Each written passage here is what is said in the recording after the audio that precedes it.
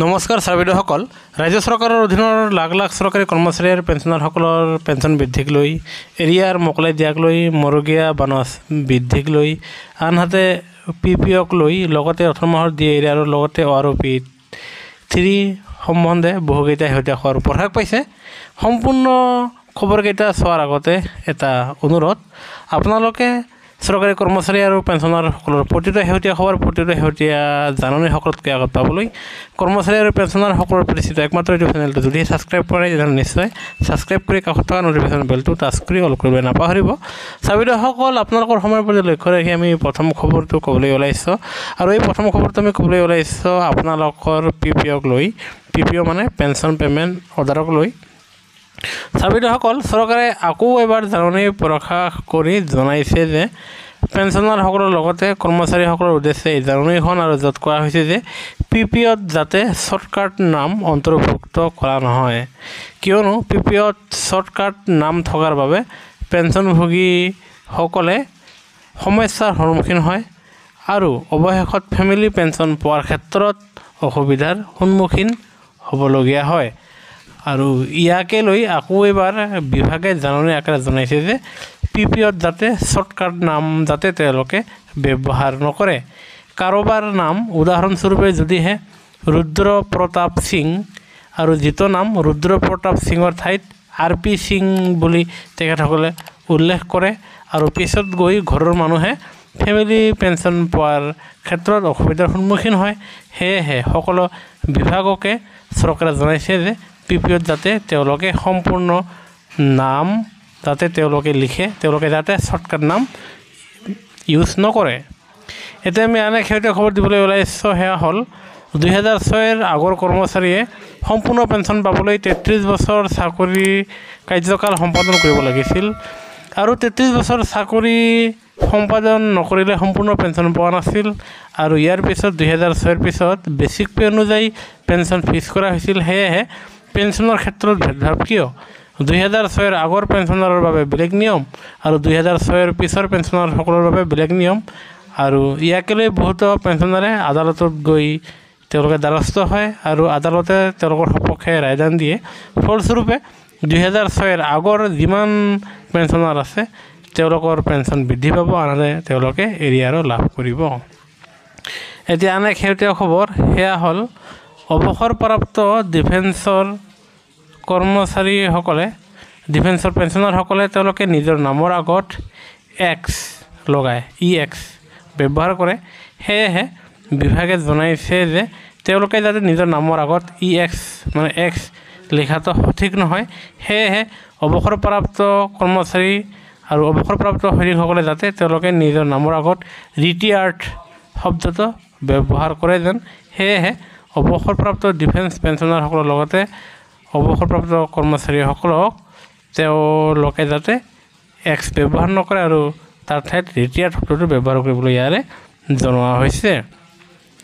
এতিয়া আমি আন এক শেহতীয়া খবৰ লৈ আহিছোঁ, সেয়া হ'ল ছিনিয়ৰ চিটিজেন ছেভিং স্কিমক লৈ হয় চাৰ্বিদসকল, য'ত চৰকাৰে ছিনিয়ৰ চিটিজেন ছেভিং স্কিমৰ যি সুত সেই সুত পৰৱৰ্তী আকৌ 3-4 মাহলৈকে সেয়া নিৰ্ধাৰণ কৰিছে আৰু য'ত ছিনিয়ৰ চিটিজেন ছেভিং স্কিমত সৰ্বোচ্চ সুত দিয়া হয় আৰু যিটো সুতৰ পৰিমাণ হ'ল 8.2% সুত দিয়া হৈছে।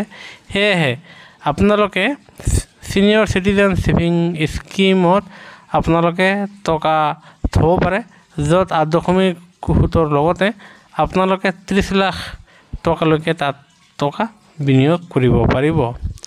এতিয়া আন এক শেহতীয়া খবৰ লৈ আহিছোঁ, সেয়া হ'ল অক্টোবৰ মাহত যিসকল পেঞ্চনাৰৰ বয়স 80 বছৰ সম্পূৰ্ণ হৈছে তেওঁলোকে 20% এডিশ্যনেল পেঞ্চন অট'মেটিক বাঢ়িব হয় চাৰ্বিদসকল, কিয়নো 80 বছৰ বয়সত 20% পেঞ্চন বৃদ্ধি পোৱাৰ লগতে 85 বছৰ বয়সত 30% পেঞ্চন বৃদ্ধি পায়। সেয়েহে যদিহে আপোনালোকৰ অক্টোবৰ মাহত আপোনালোকৰ বয়স 80 বছৰ হৈছে তেনেহ'লে আপোনালোকৰ পেঞ্চনত 20% অট'মেটিক বৃদ্ধি পাব। এই ক্ষেত্ৰত যিসকল পেঞ্চনাৰৰ পেঞ্চনত 20% অট'মেটিক বৃদ্ধি নাপাব আপোনালোকে এই ক্ষেত্ৰত বেংকত যাব আৰু বেংকত গৈ আপোনালোকে বিষয়টো আলোচনা কৰিলে বেংক কৰ্তৃপক্ষৰ লগত যোগাযোগ কৰিলে আপোনালোকৰ পেঞ্চন বঢ়াই দিয়া হ'ব। এতিয়া আন এক শেহতীয়া খবৰ দিবলৈ ওলাইছোঁ, সেয়া হ'ল কৰ্মচাৰী আৰু পেঞ্চনাৰসকলৰ বিশেষ খবৰ। সেয়া হ'ল চিকিৎসা সম্বন্ধীয় হয় ছাবিদসকল। এতিয়াৰ পৰা কেন্দ্ৰীয় কৰ্মচাৰী আৰু পেঞ্চনাৰসকলে তেওঁলোকে এইমছ হস্পিটেলত তেওঁলোকে চিকিৎসা কৰিব পাৰিব। আৰু ইয়াকে লৈ CGHS আৰু চৰকাৰৰ মাজত এক বুজাপৰা চুক্তি অনুষ্ঠিত হৈ যায়। সেয়েহে এতিয়াৰ পৰা কৰ্মচাৰী আৰু পেঞ্চনাৰসকলে তেওঁলোকে এইমছ হস্পিটেলত তেওঁলোকে যিকোনো চিকিৎসা কৰাব পাৰিব। আনহাতে অসম চৰকাৰৰ অধীনৰ চৰকাৰী কৰ্মচাৰী আৰু পেঞ্চনাৰসকলৰ কাৰণে মুখ্যমন্ত্ৰী লোকসেৱা আৰোগ্য যোজনা MMLYS যি সেয়া আপোনালোকৰ ৰেজিষ্ট্ৰেশ্যন হৈ আছে। আৰু যদিহে কোনোবা ছাৰ বাইদেউ আৰু পেঞ্চনাৰে ৰেজিষ্ট্ৰেশ্যন কৰা নাই, আপোনালোকে নিশ্চয় ৰেজিষ্ট্ৰেশ্যন কৰি ল'ব। আৰু ইতিমধ্যে বহুতো কৰ্মচাৰী পেঞ্চনাৰসকলে মুখ্যমন্ত্ৰী লোকসেৱা আৰোগ্য যোজনাৰ অধীনত তেওঁলোকে খৰচ কৰা টকা ইতিমধ্যে ক্লেইম কৰিছে আৰু ক্লেইম কৰি বৰ্তমান সময়ত তেওঁলোকে সেই ক্লেইম কৰা টকা পাবলৈ সক্ষম হৈছে। সেয়েহে আপুনি যদি অসম চৰকাৰৰ অধীনৰ চৰকাৰী কৰ্মচাৰী আৰু পেঞ্চনাৰ, তেনেহ'লে আপোনালোকে চিকিৎসাৰ বাবদ আপোনালোকে ক্লেইম কৰিবলৈ হ'লে মুখ্যমন্ত্ৰী লোকসেৱা আৰোগ্য যোজনাৰ পৰ্টেলত ৰেজিষ্ট্ৰেশ্যন কৰি আপোনালোকে সেয়া ক্লেইম কৰিব পাৰিব আৰু বিভাগে বৰ্তমান সময়ত টকাখিনি দি আছে।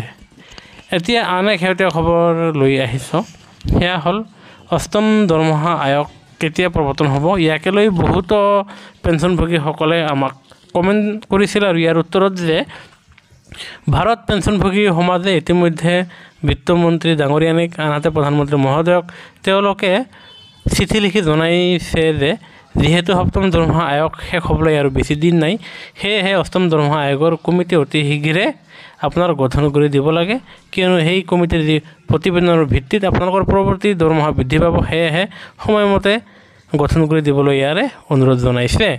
এতিয়া আমি ক'বলৈ ওলাইছোঁ আপোনালোকৰ মৰুগীয়া বানচ লগতে আন বনাছ সম্পৰ্কে এক শেহতীয়া খবৰ। সেয়া হ'ল ৰেলৱে কনফেডাৰেশ্যনৰ ফালৰ পৰা এক শেহতীয়া জাননী আপোনাৰ বিত্তমন্ত্ৰী ডাঙৰীয়ানীলৈ পঠোৱা হৈছে, য'ত কোৱা হৈছে সন্মুখত পূজা, সেয়েহে কৰ্মচাৰী পেঞ্চনাৰসকলে পাবলগীয়া বনাছসমূহ আনহাতে মৰুগীয়া বনাছসমূহ মোকলাই দিব লাগে। আৰু এই ক্ষেত্ৰত এক বিশেষ খবৰ পোৱা গৈছে যে আজি আপোনাৰ কেন্দ্ৰীয় কেবিনেটৰ বৈঠক আছে আৰু এই বৈঠকতে চৰকাৰী কৰ্মচাৰী আৰু পেঞ্চনাৰসকলে ইমান দিনে বাট চাই থকা তেওঁলোকে পাবলগীয়া 3% মৰুগীয়া বানচ, যিটো 53% সেয়া মোকলাই দিয়াৰ কথা। আনহাতে ইয়াৰ লগতে পাবলগীয়া আন বনাছসমূহ PLB বনাছ বনাছ চৰকাৰে মোকলাই দিয়াৰ কথা আজি কেবিনেট বৈঠকত।